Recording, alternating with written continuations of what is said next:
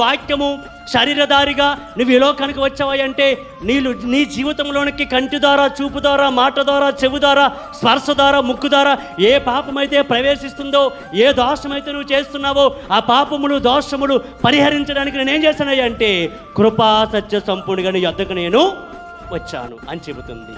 మరి ఆ కృపా సత్య సంపూర్ణి పాపములన్నీ ఎలా తీసివేశాడు అంటే ఒకటే మార్గం.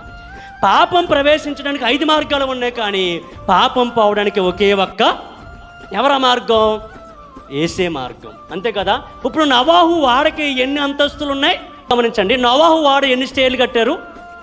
3 స్టేర్లు కట్టారు. కానీ రక్షించేటువంటి అంతస్తులు 3 ఉన్నాయి, కానీ ద్వారాలు ఎన్ని పెట్టాడు? తప్పులు ఉన్నాయి. కానీ లోపలికి రక్షణ మార్గం మాత్రం ఒకటే. ఎన్ని తలుపులు పెట్టాడండి? 3 అంతస్తులకి 3 పెట్టాడా? ఒకటే తలుపు పెట్టాడు. నీలో 5 రకాలుగా పాపములు ప్రవేశిస్తాయి, కానీ నిన్ను రక్షించడానికి మాత్రం ఒకటే మార్గం, ఆయనే యేసయ్య అనే మార్గము.